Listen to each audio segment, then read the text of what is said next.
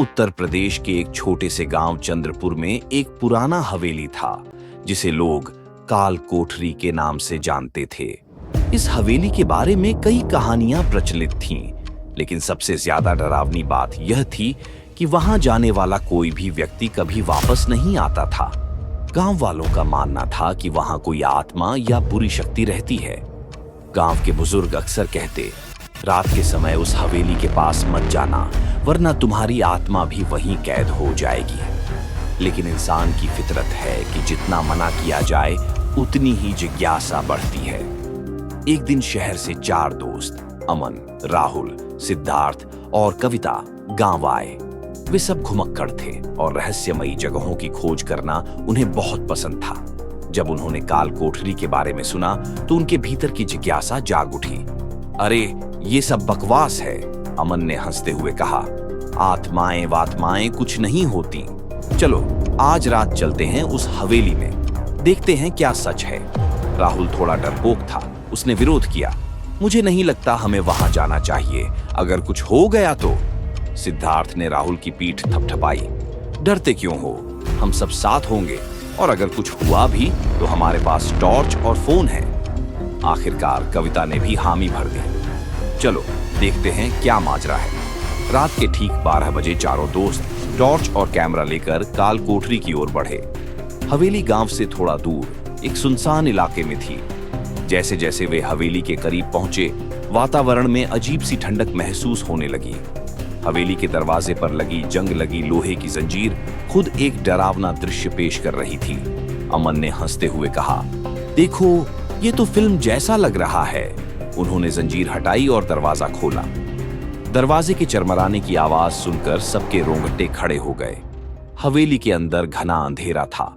Torch की रोशनी में धूल से ढके फर्नीचर और दीवारों पर अजीब से निशान दिखाई दे रहे थे। हर कोने से जैसे किसी की निगाहें उन्हें घूर रही थीं। वे धीरे धीरे हवेली के अंदर बढ़े। अचानक कविता रुक गई। क्या तुमने वो सुना? उसने फुसफुसाते हुए कहा। क्या? अमन ने पूछा। किसी की चलने की आवाज आई थी, कविता ने कांपते हुए जवाब दिया। राहुल ने हंसने की कोशिश की, शायद चूहे होंगे।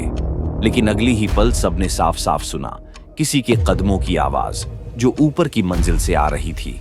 चारों के चेहरों से हंसी गायब हो गई। सिद्धार्थ ने कहा, चलो ऊपर चलते हैं, देखते हैं कौन है। वे सीढ़ियों की ओर बढ़े, लेकिन जैसे ही उन्होंने पहला कदम रखा, हवेली के दरवाजे अपने आप बंद हो गए। जोर की आवाज हुई और सब चौंक गए। ये कैसे हुआ? राहुल ने घबरा कर कहा। शायद हवा से, अमन ने कहा, लेकिन उसकी आवाज में भी डर साफ झलक रहा था। ऊपर की मंजिल पर पहुंचते ही माहौल और भी डरावना हो गया। वहां एक बड़ा कमरा था जिसका दरवाजा आधा खुला था। कमरे के अंदर से हल्की हल्की रोशनी आ रही थी, जैसे कोई दिया जल रहा हो। कविता ने फुसफुसाकर कहा, ये तो और भी अजीब है। इस वीरान हवेली में दिया कौन जलाएगा? अमन ने हिम्मत जुटाई और धीरे धीरे दरवाजा खोला। कमरे के अंदर एक पुरानी लकड़ी की कुर्सी पर एक औरत बैठी थी। उसके लंबे उलझे हुए बाल उसके चेहरे को ढक रहे थे। उसके हाथ में एक टूटा हुआ दर्पण था जिसमें वो लगातार देख रही थी। अचानक औरत ने सिर घुमाकर उनकी ओर देखा। उसके चेहरे पर डरावनी मुस्कान थी और आंखें खून की तरह लाल थीं। तुम लोग यहाँ क्यों आए हो? उसकी आवाज फटी हुई और डरावनी थी। राहुल डर के मारे पीछे हट गया। हम सिर्फ घूमने आए थे, हमें जाने दो, औरत ने कहना शुरू किया। सालों पहले मैं इस हवेली की मालकिन थी। मेरा नाम रति था। मेरे पति ने मुझे धोखा दिया और फिर इस हवेली में जिंदा जलाकर मार डाला।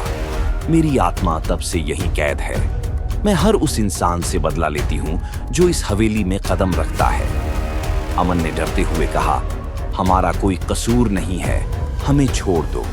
लेकिन रति की आत्मा ने हंसते हुए कहा, अब बहुत देर हो चुकी है। सिद्धार्थ ने जेब से एक लाइटर निकाला और कमरे में पड़ी शराब की बोतल को उठाकर आग लगा दी। अगर ये हवेली ही तुम्हारा घर है तो इसे जलाकर हम तुम्हें मुक्त कर देंगे। आग तेजी से फैलने लगी। रति की आत्मा चीखने लगी, नहीं नहीं, तुमने ये क्या किया? चारों दोस्तों ने मौका पाकर भागने की कोशिश की। दरवाजा किसी चमत्कार से खुल गया था, वे भागते हुए हवेली से बाहर निकले। पीछे मुड़कर देखा तो हवेली आग की लपटों में घिरी हुई थी। रति की आत्मा की चीखें अब भी हवेली से बाहर आ रही थीं, लेकिन धीरे धीरे सब शांत हो गया। एक रात अमन की खिड़की पर दस्तक हुई। उसने डरते हुए खिड़की खोली और वहां वही रति खड़ी थी। उसकी लाल आंखें चमक रही थी। मैंने कहा था, तुम कभी नहीं बच सकते।